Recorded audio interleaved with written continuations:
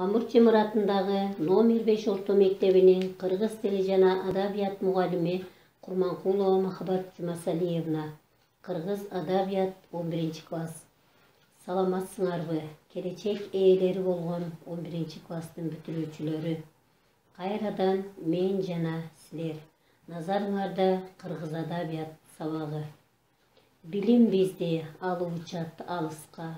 Билимдүүлөр калбайт экен жарышта. Мезгил келип, билим сага жол ачат. Алдыдагы сыноолордон калышпа. Дегендей, урматтуу бүтүрүүчүлөр, билим менен дайым жандашкылар. Анткени билим биздин жан дүйнөбүз. Билим биздин келечегибиз. Билим биздин өмүрлүк шеригибиз.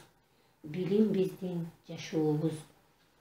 Анда эмесе балдар, бүгүнкү сабагыбызды баштайбыз. Кыргыз адабият сабагына кош келипсиңер. Анда бүгүнкү сабакта тилибизди жатыктыруу үчүн фразеологизм сөздөрү менен баштайбыз. Бул сөз оюну бизге жагымдуу маанай түзүп бере алат. Оюндун темасы балдар сөз оюну деп аталат.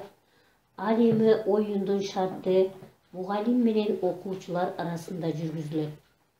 Мугалим фразеологизм сөз айтса, ал эми окуучулар синонимин таап айтышат. Азыр мен силерге фразеологизм сөз айтам, ал эми силер синонимин айтасыңар. Анда эмесе баштадык. Оюн кетти. Үрөйү учту. Коркуп кетти. Сыртын салды. Карабай койду. Көзүнө илбеди. Көргүсү келбеди.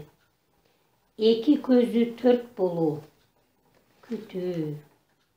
Жоон моюн. Тилазар. Кара кылды как жаруу.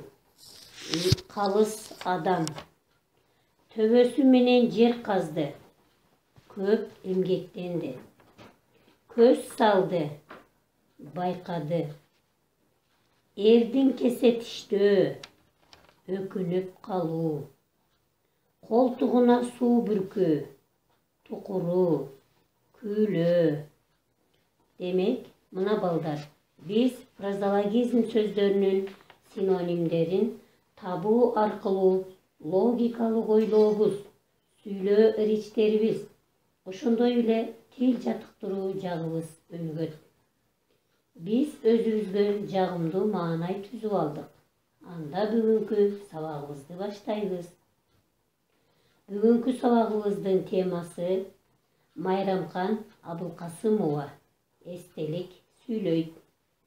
Анда мен сабагыбыздын максаты менен тааныштырып өтөйүн. Сабактын максаты билим берүүчүлүк. Акын Майрамкан Абылкасымованын өмүр баяны, басып өткөн жолу тууралуу түшүнүк алышат. Өнүктүрүүчүлүк.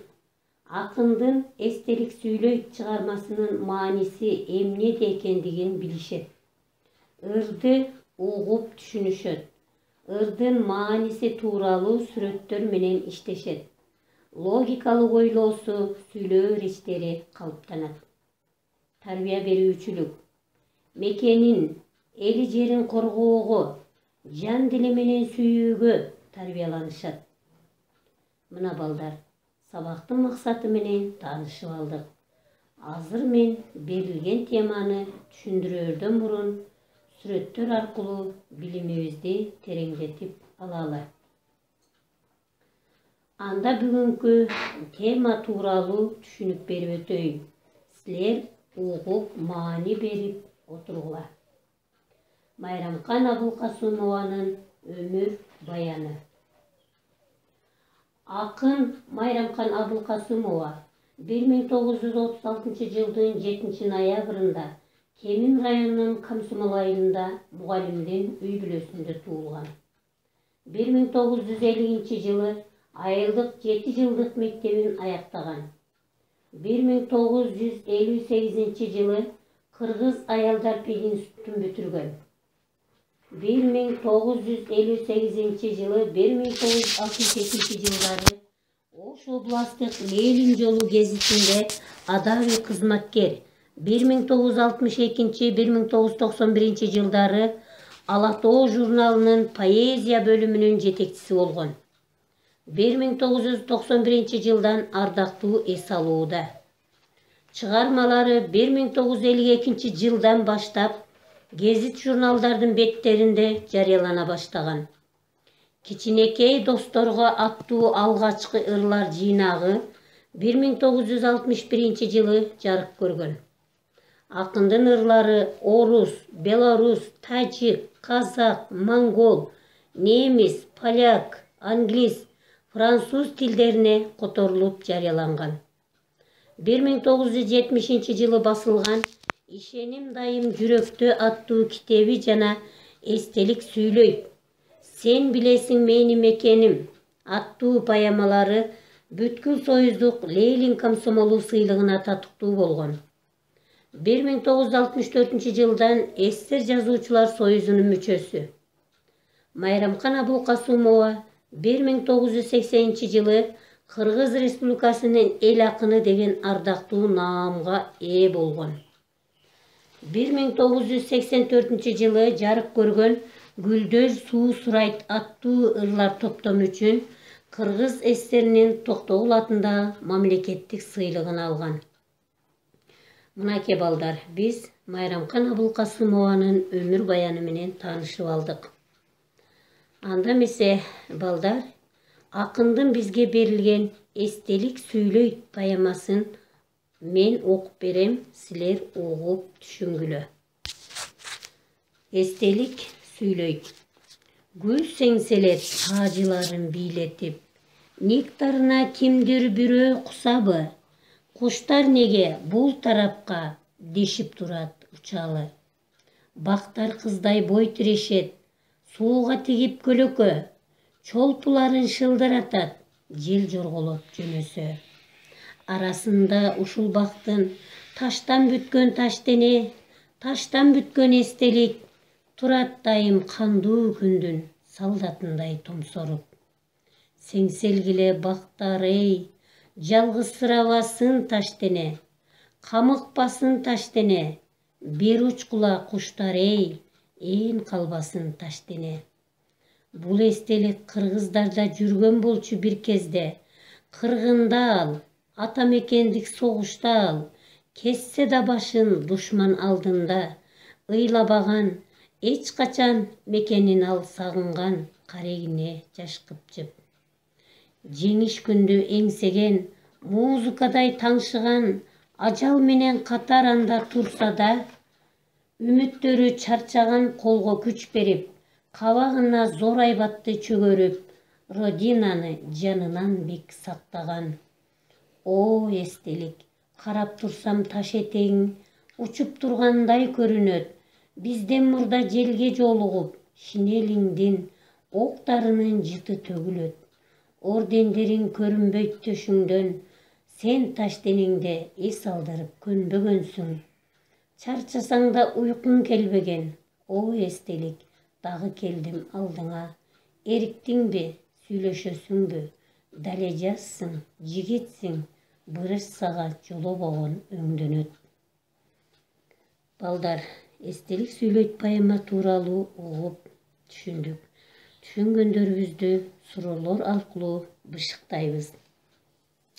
Анда мен суроолор менен кайрылам балдар, силер жооп бергенге аракет кылгыла. Акын Майрамкан Абулкасымова эстелик аркылуу эмнелерди эскерди? Акын Майрамкан Абулкасымова эстелик аркылуу согушта курман болуп кеткен аталарыбызды, агаларыбызды, эли жерин көрбөй калган жоокерлерди эскерүү иретинде жазылган деп ойлойбуз. Акын «Эстелик сүйлөйт» поэмасын канчанчы жылы басылган экен? Майрамкан Абулкасымова «Эстелик сүйлөйт» поэмасын 1970 жылы ошого катар эле «Ишеним дайым жүрөктө», «Сен билесиң мекеним» аттуу поэмаларын кошо баскан. Акын ушул чыгармасын жазганда кандай наам алган? Акын ушул чыгармасы үчүн Ленин комсомолунун сыйлыгына татыктуу болгон. Суроо: Эстелик сүйлөйт поэмасы кайсы мезгилди камтып жатат? Жооп айтабыз. Акындын Эстелик сүйлөйт поэмасы согуш мезгилин камтып жатат. 5. Эстелик сүйлөйт поэманын негизги идеясы эмнеде? Эстелик сүйлөйт поэмасынын негизги идеясы адам жаш жигиттерди, азыркы жаш өспүрүм балдарды мекенин коргоого, мекенди сактоого, мекен үчүн күрөшүүгө тарбиялайт. Негизги идеясы мына ушунда. Анда эмесе балдар, бүгүнкү сабагыбыз ушуну менен аягына чыкты. Сабагыбыздын максатына жеттик деп ойлойм. Анда эмесе балдар, кайтарым байланыш менен таанышып алабыз. Бул кайтарым байланыш аркылуу мен силерден жооп күтөм. Майрамкан Абылкасымованын жашоосундагы эмгектери сага кандай таасир калтырды? 1. 2. Поэмадагы таш дене деп акын кимдерге кайрылган? 3. Акын Майрамкан Абылкасымованын мүнөзүн кандай элестетесиң? 4. Акын эстелик аркылуу кимдерге кайраттуулукту, сабырдуулукту тартуулады? Мынакей балдар, мен силерден бул кайтарым байланыштарга жооп күтөм.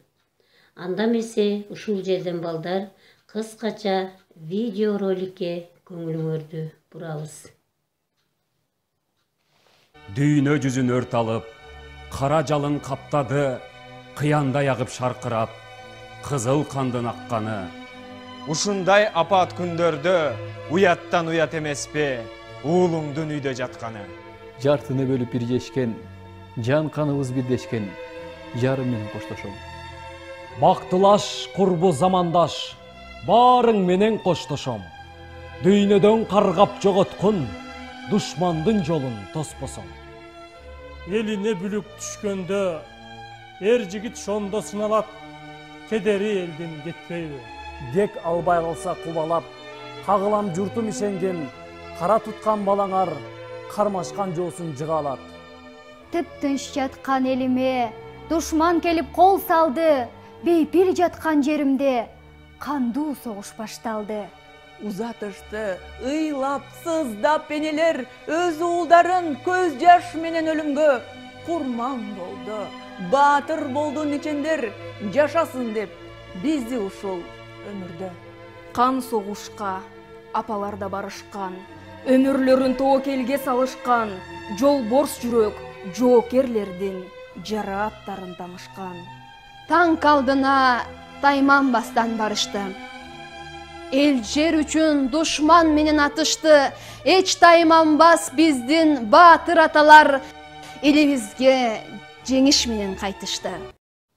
Анда эмесе жыйынтыктоо сабагы балдар, сабагыбыз аягына чыкты. Бүгүнкү сабактагы темаларды толугу менен түшүндүңөр деп үмүт кылам. Билимиңер өркүндөсүн балдар, саламатта калгыла.